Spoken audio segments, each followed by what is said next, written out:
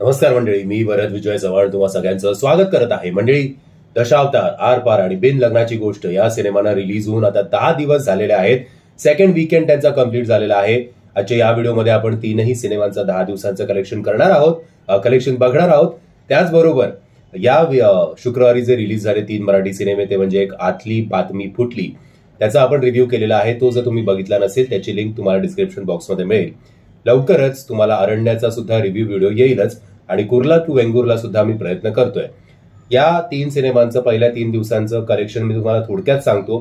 फार काही चांगली परिस्थिती नाहीये. अरण्या या सिनेमाने कमवलेले आहे 3 दिवसात जवळपास 4 लाख रुपये. आतली बातमी फुटली या सिनेमाने सुद्धा डबल फिगर्स या 3 दिवसात गाठू शकला नाही हा सिनेमा, अनफॉर्च्युनेटली. आणि या सिनेमाने कमवलेले आहेत जवळपास 7 लाख रुपये. तर त्यातल्या त्यात कुर्ला टू वेंगुर्ला या सिनेमाची परिस्थिती जरा बरी आहे आणि या सिनेमानी पहिल्या 3 दिवसात कमवलेले आहेत 23 लाख रुपयांच्या आसपास. सो हे तीनही सिनेमे डिझास्टर या कॅटेगरीमध्ये येतात, एवढं निश्चित. आता आर पारचं बघायला गेलं तर मी तुम्हाला सेकंड वीकेंडचं सांगतोय, अख्खे आता सांगत नाही बसत आहे. सेकंड वीकेंडला म्हणजेच फ्रायडेला 8व्या दिवशी या सिनेमाने कमवले होते 4 लाख रुपये. 9व्या दिवशी शनिवारी 10 लाख रुपये.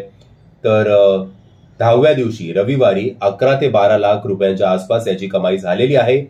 आणि याचं ग्रॉस कलेक्शन पहिल्या 10 दिवसांचं झालेलं आहे 1,30,00,000 रुपये. तर नेट कलेक्शन आहे 1,15,00,000 रुपये.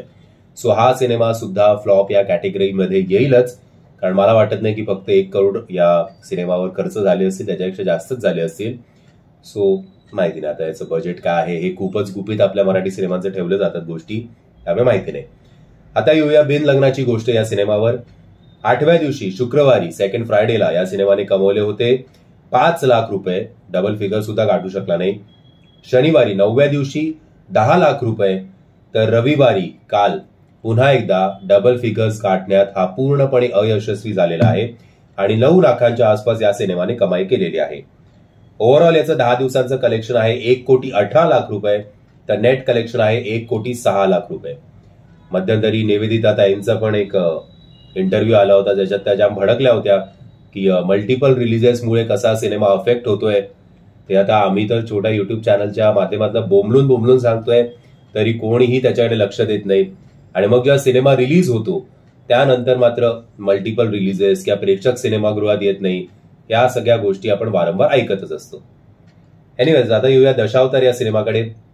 8व्या दिवशी सेकंड फ्रायडेला या सिनेमाने कमवले होते 1 कोटी रुपये. सेकंड सॅटर्डेला 9व्या दिवशी या सिनेमाने कमवले होते 2,65,00,000 रुपये. तर काल या सिनेमाने आतापर्यंतचं त्याचं हायएस्ट कलेक्शन केलेलं आहे. आणि 10व्या दिवशी सेकंड संडेला या सिनेमाने कमवलेले आहेत 3,06,00,000 रुपये. मी कालच्या कलेक्शन व्हिडिओमध्ये म्हटलं होतं की याचं सेकंड संडेचं जी काय हाईप आहे ते सगळं बघता त्याचं कलेक्शन 2.5 ते 3 कोटीमध्ये झालं पाहिजे. पण ते प्रेडिक्शनच्या पण पुढे हा सिनेमा निघून गेला आणि 3,06,00,000च्या आसपास यांनी काल कमाई केलेली आहे. सो याचं पहिल्या 10 दिवसांचं ग्रॉस कलेक्शन आहे 16 कोटींच्या आसपास आणि नेट कलेक्शन आहे 15,15,00,000 रुपयाच्या आसपास. सो आता प्रॉफिट मेकिंग तर हा करतोच आहे. आता ते किती प्रॉफिटमध्ये जाणार आहे हे आता येणारा काळच ठरवेल. माझ्या मते याचं लाईफ टाईम कलेक्शन 25 ते 30 मध्ये होईल. बट ही एक दुर्दैवाची गोष्ट आहे की नवरा माझा नवसाचा 2 त्याच्या समोर तर हा सिनेमा जरा बराच आहे असं म्हणायला पाहिजे. बट तो जर 26 कोटी जर कमवतो आणि हा सुद्धा जर त्याच लाईफ टाईम कलेक्शन मध्ये हा सिनेमा संपला किंवा याचं जे काही कलेक्शन आहे ते संपलं, तर ही काही फार चांगली गोष्ट नाहीये मराठी इंडस्ट्रीसाठी. अशा सिनेमाला खरं तर जास्त बॉक्स ऑफिस कलेक्शन त्याचं झालं पाहिजे. एनिवेज, अजूनही वेळ गेलेली नाहीये. ज्या लोकांनी अजून हा सिनेमा बघितला नाहीये लगेचच तिकीट बुक करा. व्हिडिओ आवडला असेल तर लाईक, शेअर आणि चॅनलला सबस्क्राईब करायला विसरू नका. जय हिंद, जय महाराष्ट्र.